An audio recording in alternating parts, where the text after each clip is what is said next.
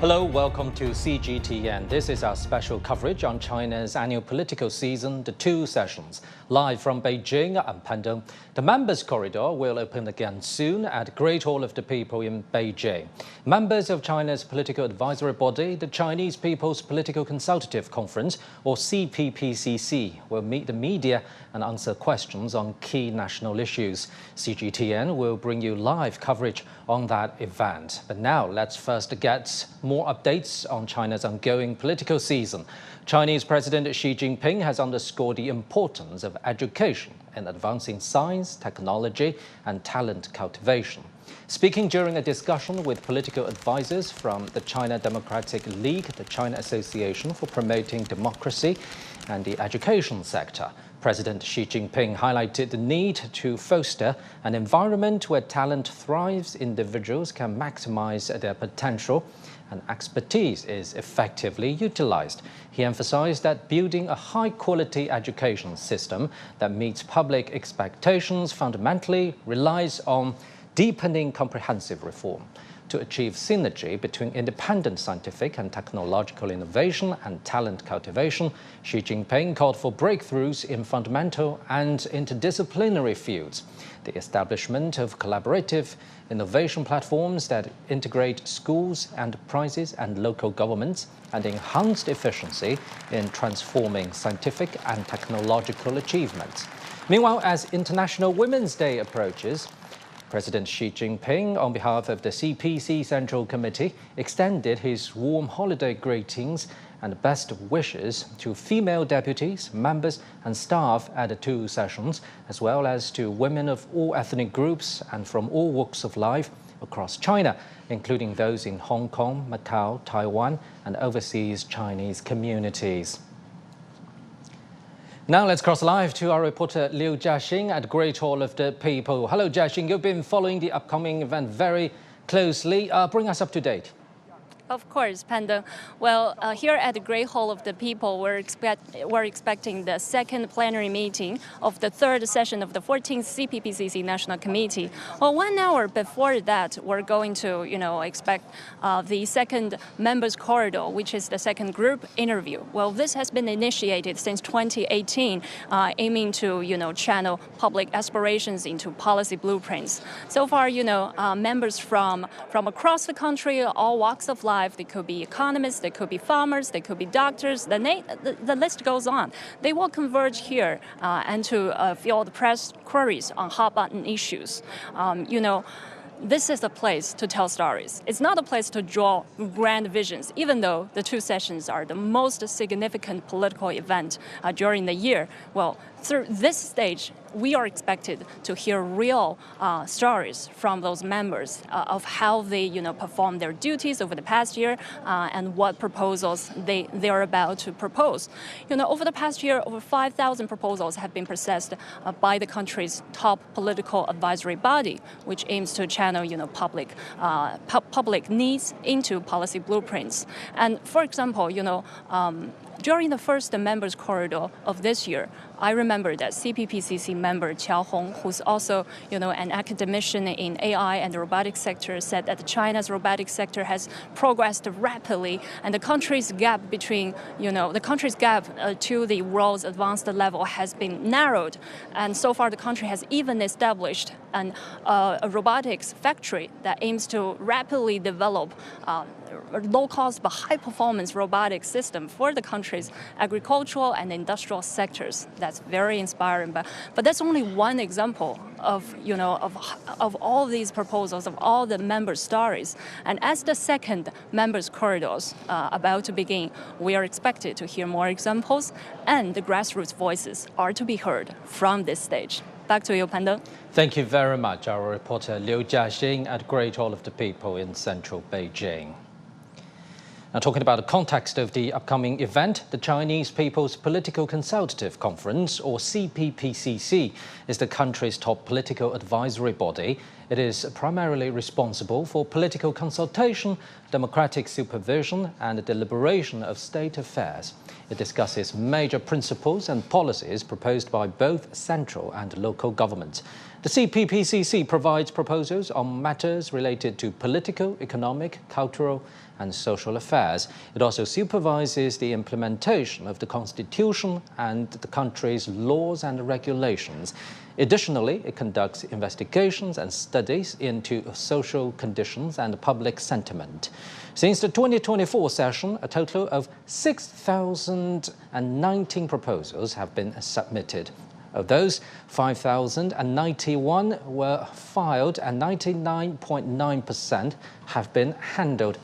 At the opening meeting of this year's annual session, Wang Huning, chairman of the CPPCC National Committee, said that this year marks the final year of the 14th five-year plan in China and is a crucial year for further deepening reforms.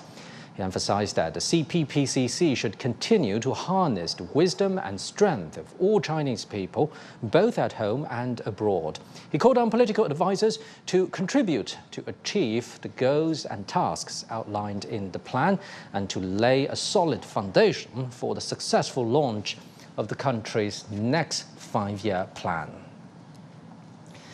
Now, for more insight into China's ongoing annual political season, we're joined in the studio by Professor Liu Baocheng. Thank you very much for joining us, Professor. Yes. So first, before we go into hot-button issues of common concern, how about we provide our global audience with some context? The CPPCC, China's top political advisory body. Tell us more about its role in the country's political life. Well, it has been there for 75 years, and since the founding of the People's Republic, they have been playing an increasingly important role in providing strategic advice from grassroots level concern to top the global and social development map, and they are there to connect both at the people's level and also at the policy level, and through the investigation, surveys, and many reports and policy proposals. In the meanwhile, they also provide a supervisor role in how the Chinese constitution is being implemented at the different level and how the government officials function in their right position. The providing from the very tiny issues like building a sky bridge and setting up bus stations, and then to address some of the cultural, sports, and many others. So they are representatives from different walks of life, representing, in a Western term, different interest groups, and also they come from the academic circle, cultural circle, and business circle, and ethnic circle. So it is part and parcel, which is very important to have the both of the electoral and also consultative democracy that is going on in China. In recent years, they have been opening more of the exposure to deal with the global media so that more of the transparency can be introduced within their working function, and also to promote the better understanding of the Chinese strategic policies and also the social concerns. And talking about the upcoming event, Members Corridor, in which political advisors will meet media, and of course we're expected to see that kind of diversity you've just mentioned. So talking about the key tasks for political advisors, MPC deputies this year during China's annual political season, of course, economy is a top concern. Now, from a proposed government work report, we can see that this year's GDP growth rate in China has been set at around 5%, but we've also seen so much more than just one number, right? Because we've seen the government debt ratio has been raised by 1 percentage point to 5.66 trillion yuan at this time. Tell us more about key tasks for the year 2025.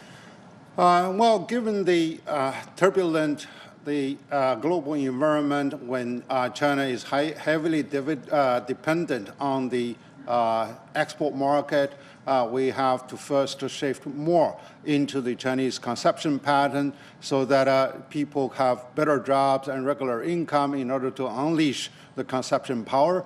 And on the other, we need to also diversify our market, given that the uncertainties going on, particularly with the United States, who has been a major trading partner.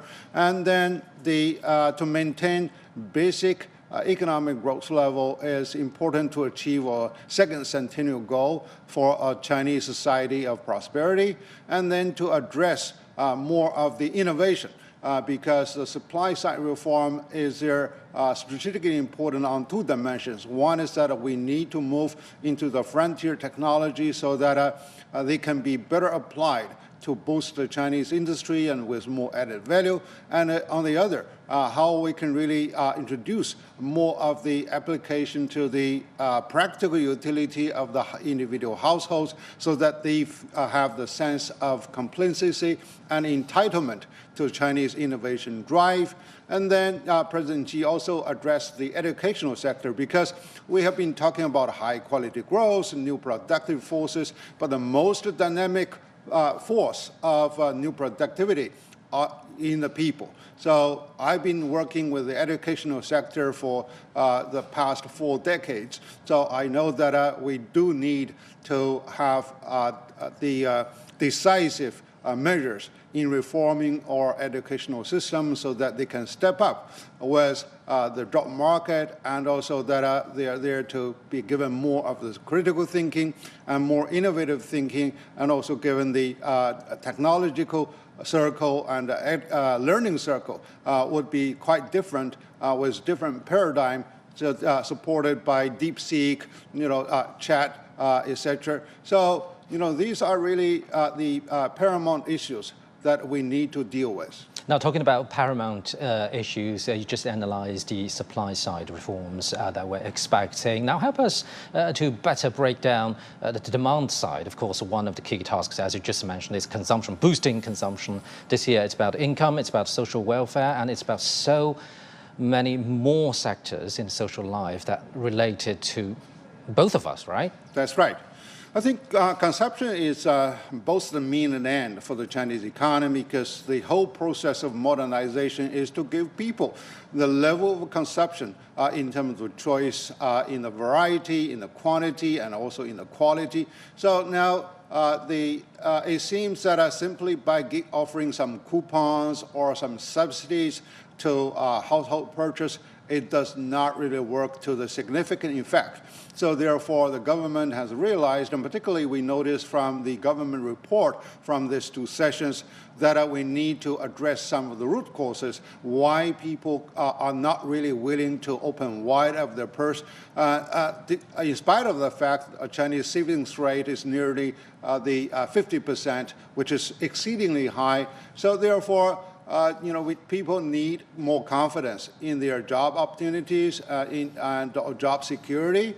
And then people also need to be alleviated about some of the future worries, like the Medicare, like children education, and many other social security issues. So now that's why the government is rolling out a number of plans to address those issues, to deal with the housing program, particularly for the younger parents and younger households, and to address the child care and the elderly care, and also it's there to boost more of job opportunities. So this year, we are expected to have 12 million job opportunities to be created. And I think more decisively is that we need to support more of the private sector, because they provide the whole chunk and lion's share of the job opportunities. So we do expect there's going to be more rules and laws to ensure that the properties of the private enterprises will be better protected, and also the more of the level playing fields will be offered to the private sector to be able to better compete with state-owned enterprises and also foreign enterprises operating within China. Still talking about consumption, help us understand one technicality here. In the government work report delivered by Premier Li Qiang, China's CPI consumer price index this year is set at around 2%. Notice that's a 1 percentage point drop from last year's 3%. Why is that? Well, for ordinary consumers, they would see a stable price. But for the macro policy making process, when China is still maintaining at a 5% growth rate, so a managed inflation rate is important because that's more future-oriented investment, both on the consumption side and also on the supply side. I believe all those issues will be addressed by political advisors this year. Let's cross live to the scene. The second members' corridor for the third session of the 14th National Committee of CPPCC, and we have invited some of our CPPCC members to take questions. Before raising your question, please identify yourself first. First of all, let's invite the first group of members.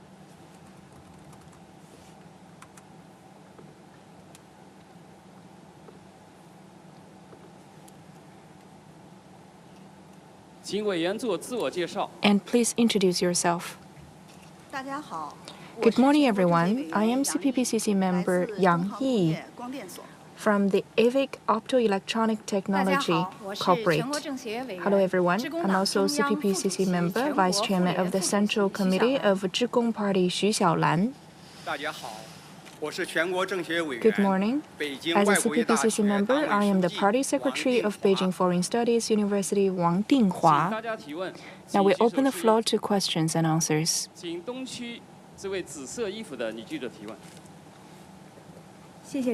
Thank you. From CMG, my question goes to member Xu Xiaolan. In recent years, China speeds up industry internet. So how can the industry-based internet empower other industries, and how will AI bring new opportunities to the manufacturing sector? Thank you for the question. First of all, allow me to introduce the definition, the role of industry internet, and what will the changes brought by the general AI. And for consumer internet, it's aimed at providing e-commerce, research, and other services covering like traveling, food, accommodation, and shopping experiences. And for industrial internet with AI, big data, cloud computing, and other digital technologies, they offer designing, production, management, and other whole life cycle service as a platform for the enterprises. With industrial internet, we can connect designing, equipment, factories, supply chain stages, and all the other production elements. It gathers all the industrial data with AI technology. It digs deep into the data with its thorough analysis to cultivate new service model, production model, and management model, aggressively promoting digitalization of the manufacturing sector, making the manufacturing sector smarter. It's also designed to empower the manufacturing sector from the production, the plants, the industrial chain, the supply chain, to reduce the cost, to go greener, and develop better in a safer way. We are also aware about the role of industrial internet. And to explain that, I have two cases. For example, in the auto industry, the automaker could utilize industrial internet to connect with 2,000 parts producers with thorough data from the producers. So from the parts to the finished cars, this entire supply chain could be connected worldwide.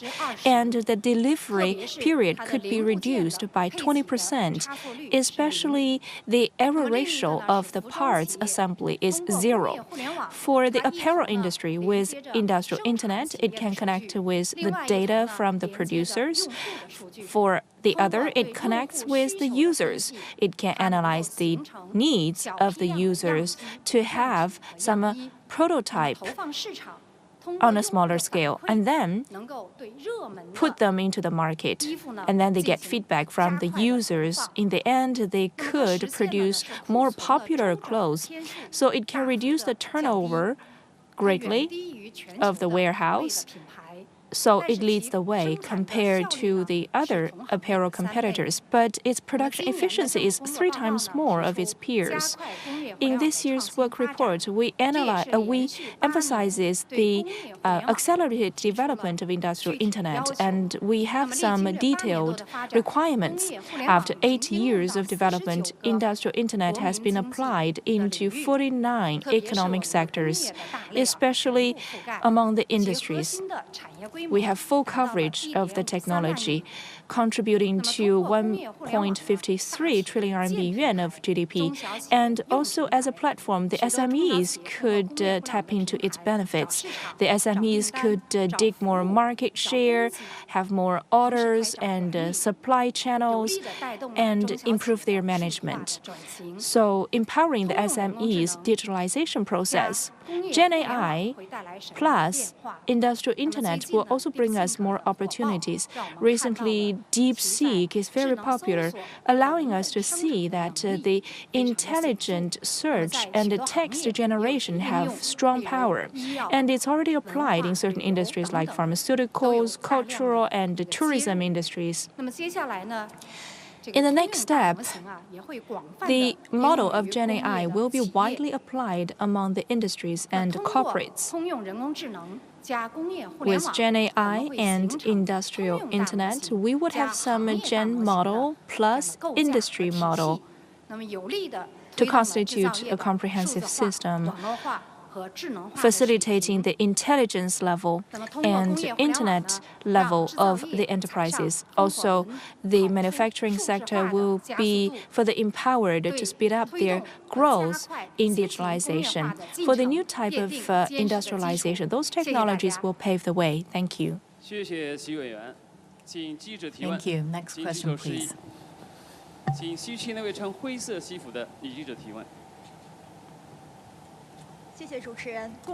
Thank you. Ms. Workers' Daily, my question to Ms. Yang Yi. In the recent years, low-altitude economy actually is when the viral. We talk about the scenarios of the aviation, taxis, and also the drones actually could be a routine of our life. What could be the problems waiting for us to solve in terms of the low-altitude economy? Thank you for your question. We talk about low-altitude economy. That's actually a typical example of a new productive quality productive forces. That's also a new direction of our research.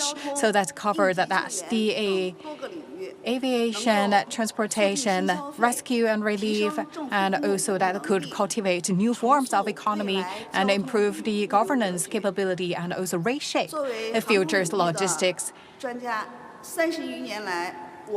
As a practitioner in this industry for 3 decades, I experienced that a huge development, that's a leapfrog development of China's sea aviation and the low-altitude development.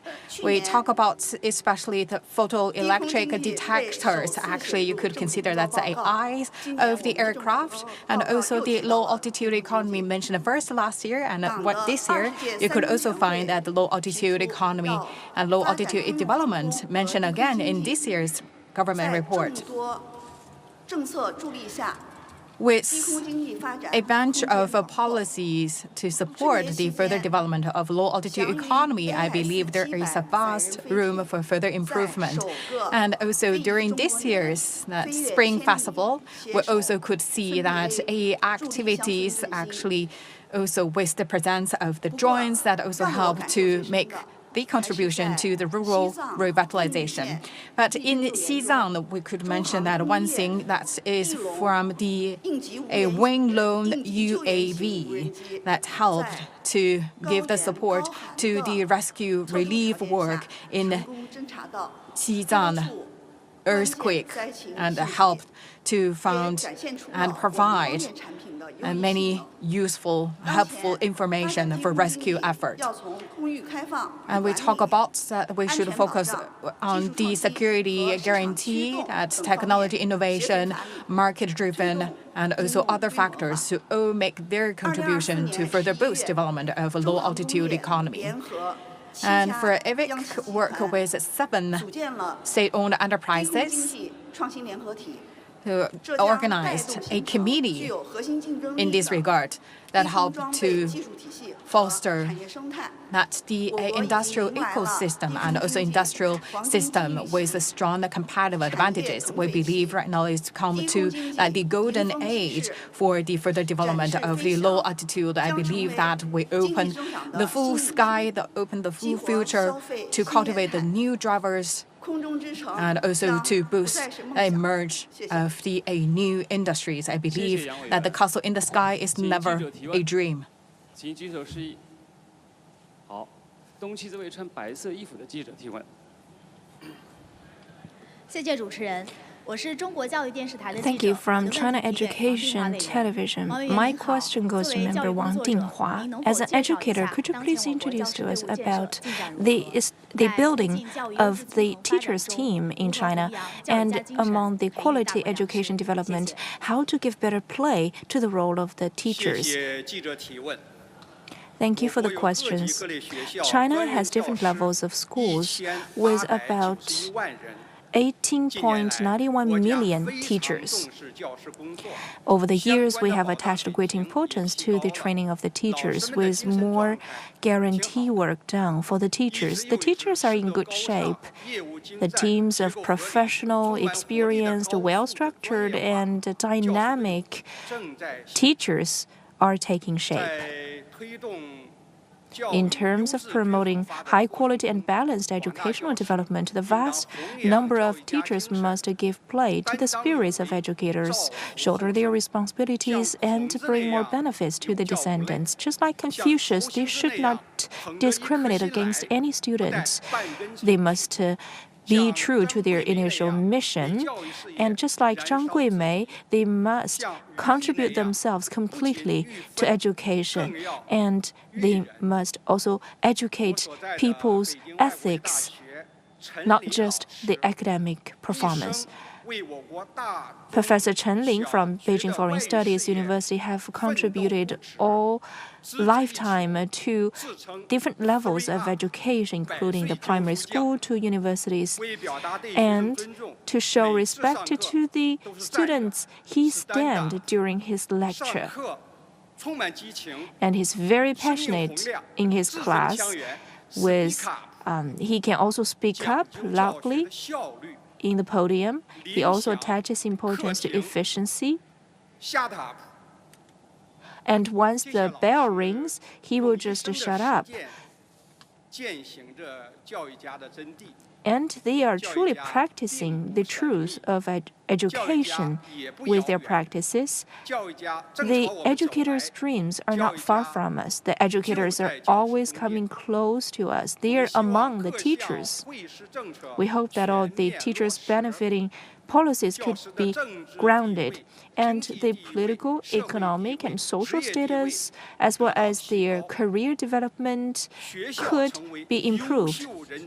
Schools must be an important destination for the talents to seek their career development. Teachers are actually a sought-after profession, and we hope to have an upgraded version of quality education so that our students could develop in an all-round way and grow in a healthy way.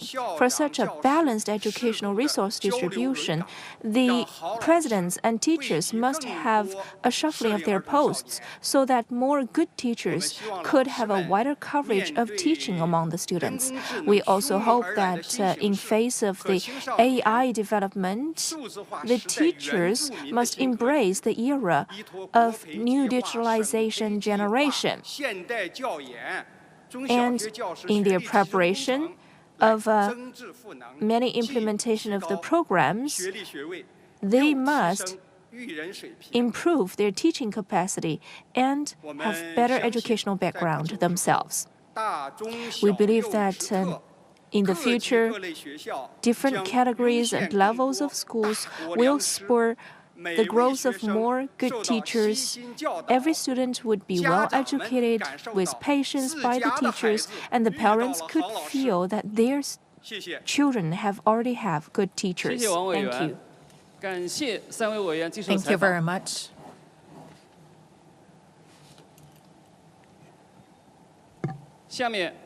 Let's welcome the second group of members.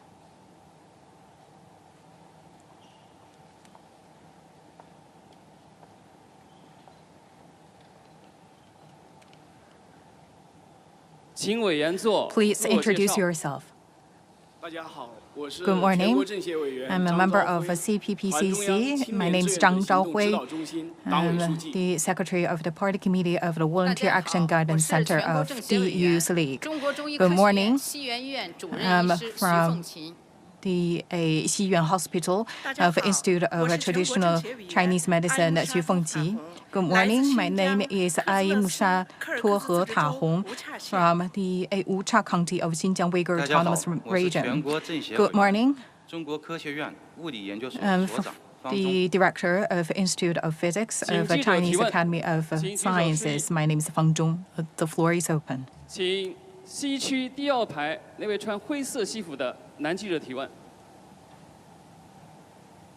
谢谢主持人，我是法制日报 Thank you. 媒体记者。 It's Legal Daily. My question to Mr. Zhang Zhaohui. We have seen that the youth volunteer actually played an active role in participating in the volunteer works. And what's the touching stories can you share with us? And what's the meaning of that volunteer work to the youth group? Thank you for your question.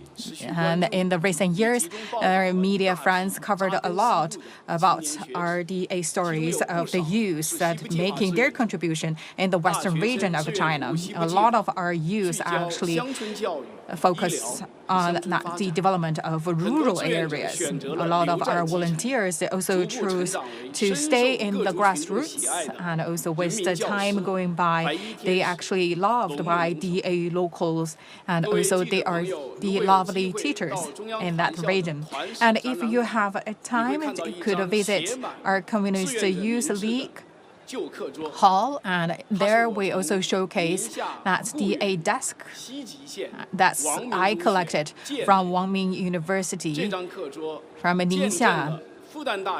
That's the group of students. Actually, it's generation by generation stay there for 26 years.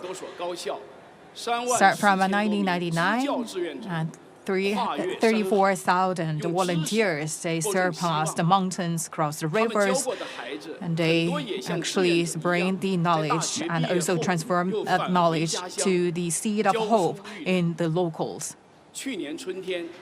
Last year, during the springtime, in the Hetian of Xinjiang Uyghur Autonomous Region, I met a young boy, Ai Le Shu is his name, and he's also the very first doctor practicing the traditional Chinese medicine, and actually he's been there for a quite long time, and he actually also the person actually support the whole hospital, and he also got a very lovely name by the locals.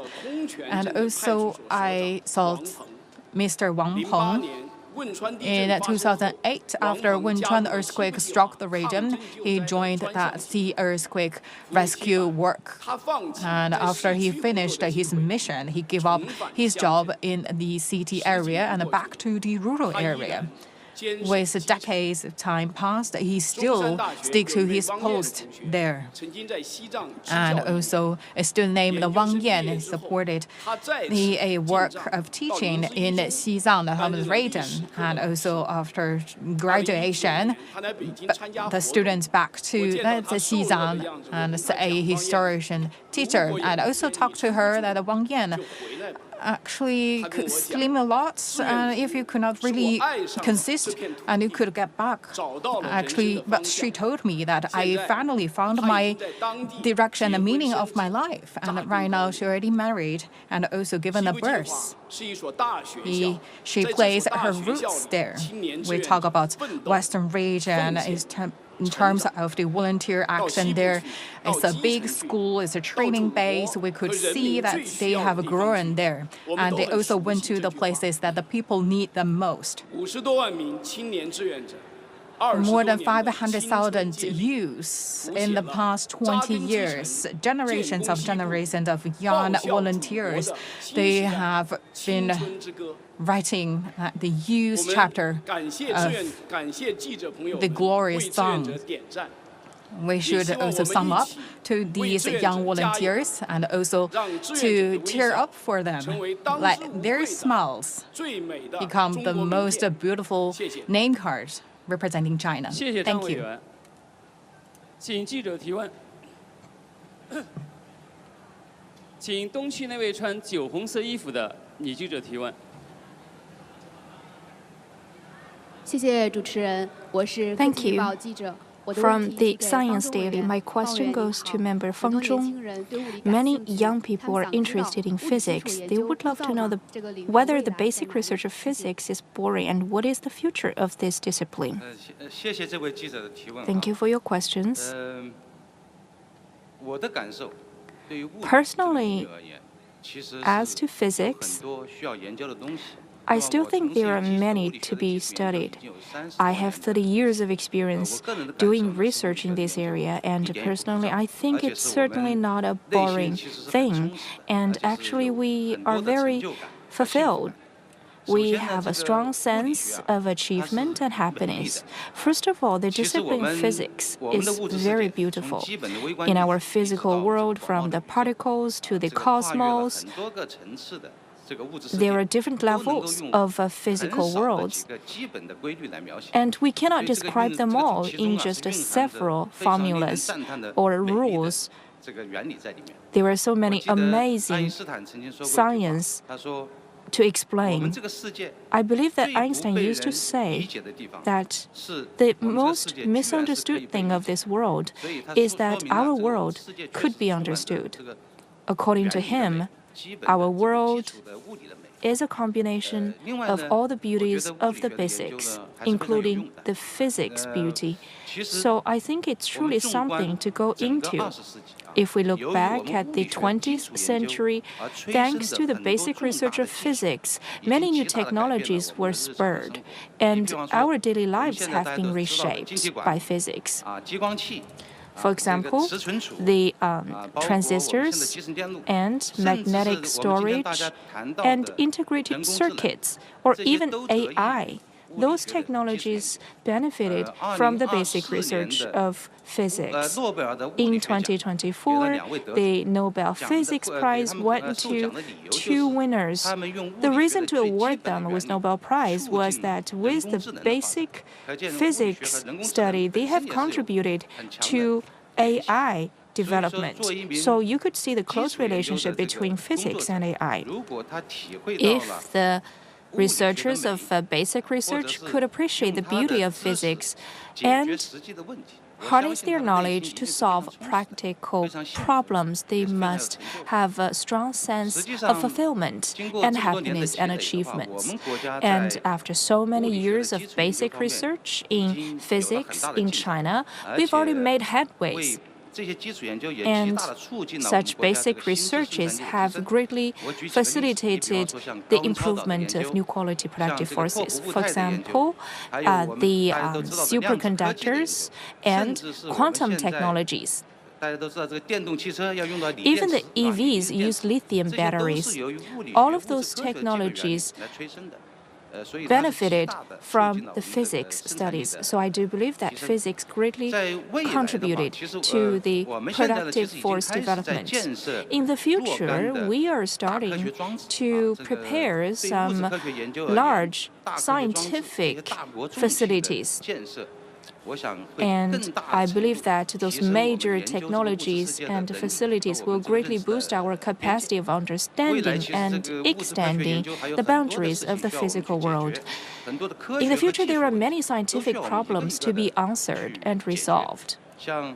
For example, quantum physics, what is behind it, and whether we could realize the goal of building a general quantum computers. Can we find room temperature superconductors in the future? Those questions will help us to make further breakthroughs in our cognition. And I have confidence that China's physics study will certainly contribute to the civilizational development in this world.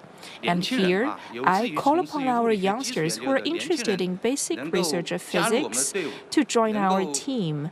And we invite you to have a higher sense of confidence and happiness while you are mounting on the road of basic research. Thank you. 请举手示意。西区那位穿白色衣服的女记者提问。谢谢主持人。Thank you. 我是学习强国学习平台的记者。我的问题要提给 My question to Ms. Xu Fengjie. 近年来，中医药在 In recent years, TCM is gaining its popularity and recognition in the overseas market. So, what drives the TCM going global, and how that the TCM could grow its popularity? Thank you very much. For TCM, actually, is speak by its effects, by its results, and it's not only rely on the tracer support, but also should rely on its strengths to really give the treatment to cure the patient. So I believe that could be a very important bridge connecting the Chinese and the overseas people.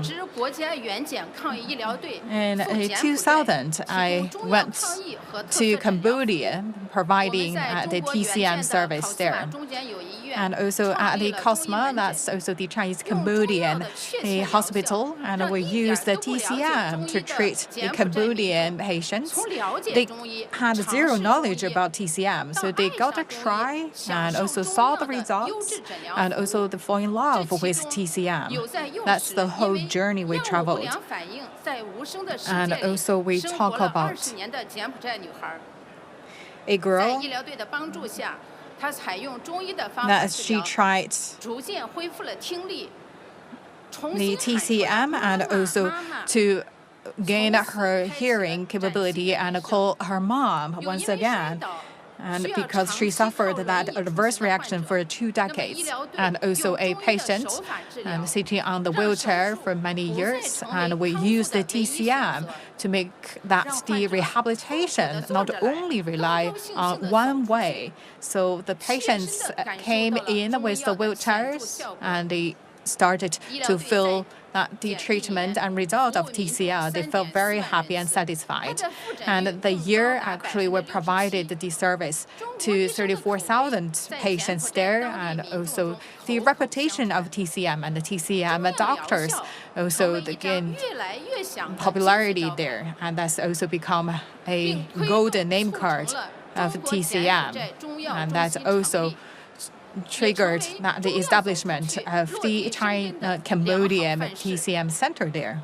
I believe that's a vivid example of TCM going global. When the Cambodian practitioners started to learn TCM, and also when the TCM manufacturers in China found the way to cure the diseases, I believe that the diverse civilization met each other, and we understand that the good civilization and traditions actually they burn on the same land of the humanity. Right now, TCM has already practiced in 196 countries and regions. We talk about no matter how beautiful we talk about TCM, finally the results, the true results, the curement rate of the patient received TCM, they speak loud.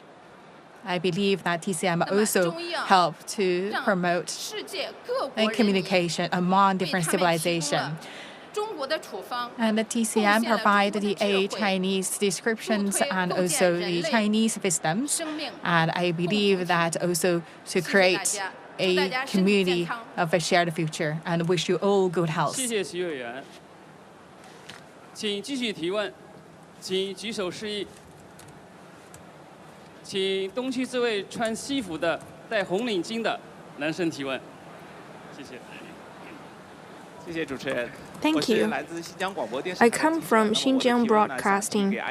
My question goes to Aimusha. We know that in some places the delivery service is not for free, and it's very difficult to collect their packages in the remote areas. And since you come from Wujia County, whether the local people could enjoy the convenience of pick up their packages there? Thank you for the question. Wujia County locates in the westernmost part of China,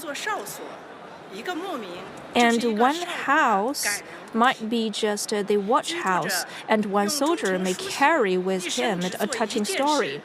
Throughout their lifetime, they just do one thing, that is to keep the border safe. Pages of all levels hold each other together just like the pomegranates. They are deeply rooted in the border area. In the past, the transportation here was less developed. Over the past 70 years since the founding of PRC, and with the leadership of CPC Central Committee and the implementation of the policies at central level, Wujia's economy enjoyed development. We also enjoyed social stability, harmony, ethnic development, revenue and income improvement, and people's livelihood has been improved. Now, the people have been warmed and they have benefited. Today, I would love to share with you one story. For the herdsmen living in the mountainous areas, they live upon husbandry and breeding of grains. They benefit from the mountainous environment with the growth of the fruits and meat. Years ago, because of the issue of the last 1 kilometer for the delivery services, many of those local products could not go to the wider market out of the mountains. Once on my investigation to the village, I met a herdsman called Tiwa. He keeps very good cows and sheep, but because of the last 1 kilometer transportation issue, connecting with that village, he cannot sell.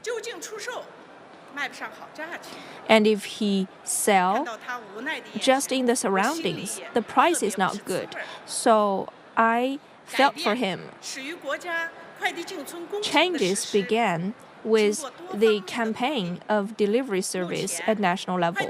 With efforts of all sides, the delivery stations have covered every village of the county. Those agriculture and husbandry products could be sold to every corner of the country with e-commerce platform and transportation improvement.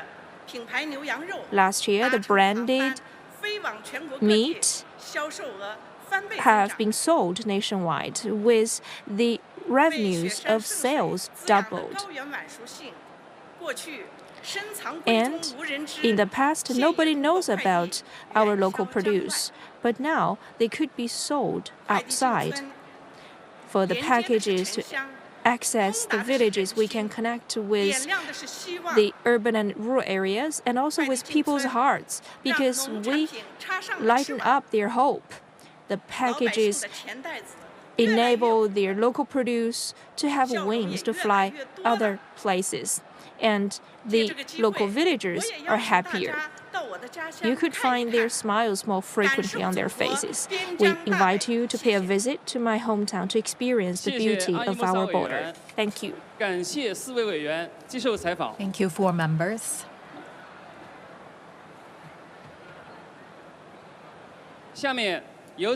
Now let's welcome the third group of members.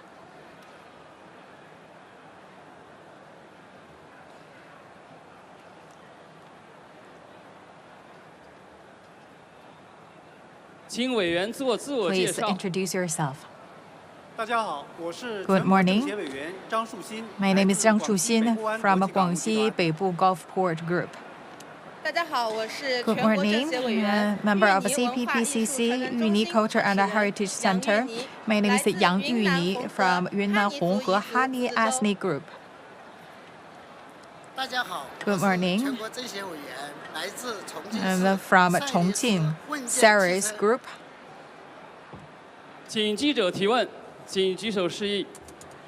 Now the floor is open.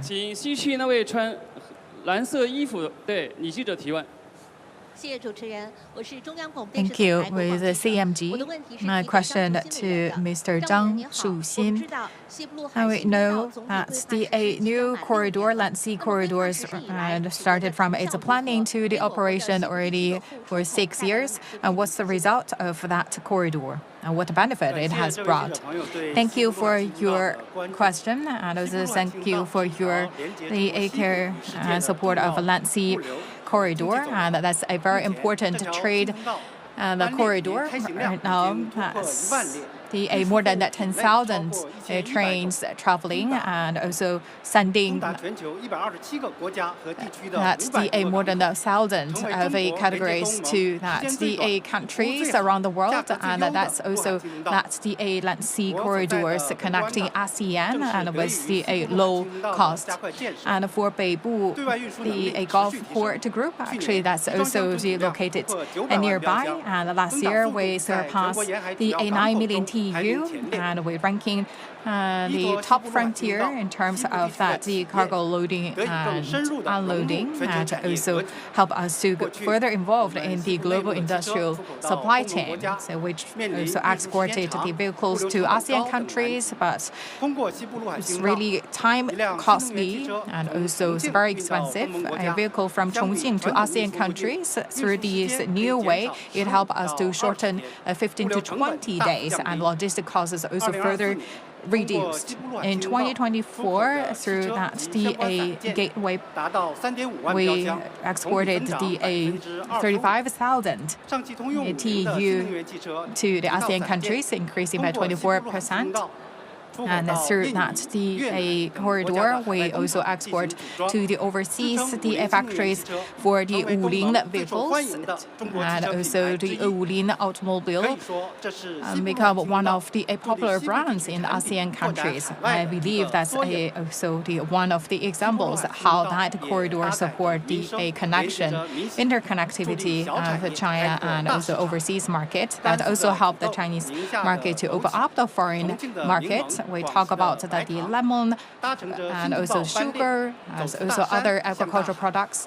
Actually, they went out of the mountains and also to the other countries, and also luoshifeng. That's a very typical food, noodles in Guangxi. And also, actually, you can enjoy that in the other countries. I also had some business trip in other countries, and also I suddenly smelled that the luoshifeng. I'm quite surprised. And right now we could see that the intelligence level also further improved at the port, and also we could see digitalization also fully equipped there, and we could see that the new Land Sea passage corridors connecting the world. I come from Guangxi, and also I welcome all of you to visit Guangxi to enjoy the beautiful landscape, enjoy the luoshifeng, and also to experience the big changes brought by this Land Sea corridor. 请东区那位穿粉红色衣服的女记者提问。谢谢主持人。Thank you. From China Daily, my question goes to member Zhang Xinhai. Hello, Mr. Zhang. Not long ago, the private sector conference was quite sensational in the market, and also it has reinvigorated the confidence in the market. So, how did you feel as a private enterprise? Thank you for the question. I have studied President Xi Jinping's remarks on that conference of private enterprises. I was emboldened by his remarks, and I have higher confidence about the future of the private economy. I think we can truly make a difference. In 2024, China's EV sales exceeded 13 million. That's about 70% of the global total. And for 10 years' time, we rank number 1 in the world. That achievement was a hard one. And it is indispensable from the government's support of the EV industry, as well as the social capital's involvement and the vast users' support of the national brands and EVs. It is also thanks to the enterprises in the auto industry who have always been striving along the way for better. We are users-centered, and we focus on the technical paths of the auto sector. We have explored the finished cars business cooperation. We even are engaged in cross-sectoral cooperation because we aimed at creating high-end brand. In the first quarter of 2024, Wenjie 9, since marketed, had registered 150,000 sales because it was really favored by the users since it went to the market. And I think that benefited from technological innovation. Our technological innovation could be felt in the intelligent electric technologies, green manufacturing, and autonomous driving technology. Over the years, China's EV industry will continue the innovative pace, including technological, industrial innovation. We must make steady progress in the future in order to be truly internationalized. We must endeavor to contribute to building China into a strong power of auto. Thank you. 请记者提问，请举手示意。请西区那位长头发、蓝色衣服的女记者提问。谢谢主持人， 我是中国政协杂志记者。 It's a CPPCC magazine. My question to Yang Yuni. In recent years, more and more young people joined that team to protect the intangible cultural heritage.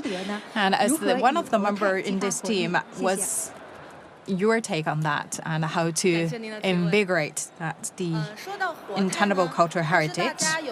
So I don't know if you have noticed that in the film Ne Zha Tu, and there's a piece of music used when the lotus opening. Actually, that's from Guizhu. As the Gui ethnic group. Actually, that the song already with a history of 1,000 years. And my job actually to introduce the entire cultural heritage into modern time. For myself, actually, I grew up from the rice terrace for the Han ethnic group. I born after 1995.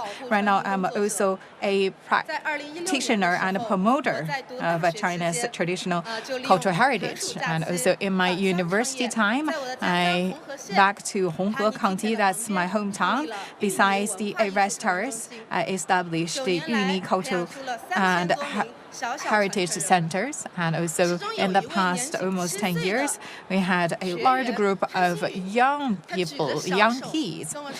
The girl, 7 years old, she showed her hands and saying that when I grow up, I want to be a promoter, actually, I'm very touched by her words because you could see that from a very small seed of hope, and in the future, there could be blossom, and also to support and develop the cultural heritage of China. And we also set up that a curriculum in the university, in the schools, to really bring that knowledge to the schools, teach them how to dance 乐作舞, and also get more knowledge about their ethnic groups, and also to let young people know more about their culture. And also we have around 100 young members. We get together to organize a dance group. And we talk about that intangible heritage. That could be also something very cool. And we think about that what young people like. They like pop music, they like modern dance. Then we could also bring all these elements together to integrate into the intelligent cultural heritage, that the traditional sounds. We could bring that some drum beats, could bring some that modern music elements. So we talk about, you could see that the traditional cultures also to show that the modern sounds and beats. That's went popular online. At our video, I got a more than tens of thousands and millions of clicks. And also we went overseas. That the people from other countries also enjoy the beauty of our intangible cultural heritage. Through my experience, we talk about that you could not just preserve that the traditional culture in a static way, and we should really to move with the time. And we also think about how we could really upgrade that the clothing. Actually, a grandma holding my hand says, I really like to do some needling work, but right now, actually, I live a better life. And also the neighbors all came to me. And you could see actually that the grandma know that I will come to Beijing for that 2 sessions. And this is her work. Through each and every needles and lines, that's all the best wishes. And to hope that I could bring her best wishes to everyone here to Beijing. We talk about that the cultural heritage preservation should be really fit in that the current content. That would be the way to preserve and pass down that. We talk about it's not really we say something in the old time. It's that first that intelligent and also the treasure by the ancestor, but also show us how to make innovation, how to bring that the energy and also the vitality to that. And I hope that the cultural heritage, the intelligent cultural heritage, could also to embrace something new and modern. Also, to send an invitation to everyone, please visit Yunnan. There is a lifestyle called Yunnan Lifestyle. I wait for you there in Honey Rice Terrace. I wish you all the best. Thank you. Thank you very much. Thank you, 3 members of CPPCC.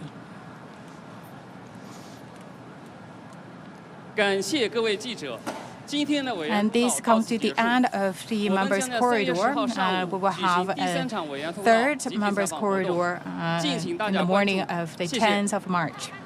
Please stay tuned.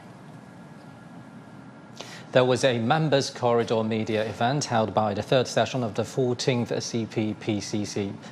And 10 political advisors from all around China have addressed hot-button questions from the media, ranging from AI research and application to the protection and preservation of intangible cultural heritage in China. Now, for more insight, let's talk to Professor Liu Baocheng. So, Professor, we just witnessed diversity you mentioned at the start of this program. 10 political advisors from different sectors of society. So we're talking about hot button issues. I noticed that two of them both mention extensively about AI, and interestingly, one's a physicist, talking about the importance of fundamental research, and another one has talked about the prospect of AI's application both on the consumer's end and also in industries. Now, turning this into a big picture, what's China's strategy, blueprint for AI's development in the year 2025?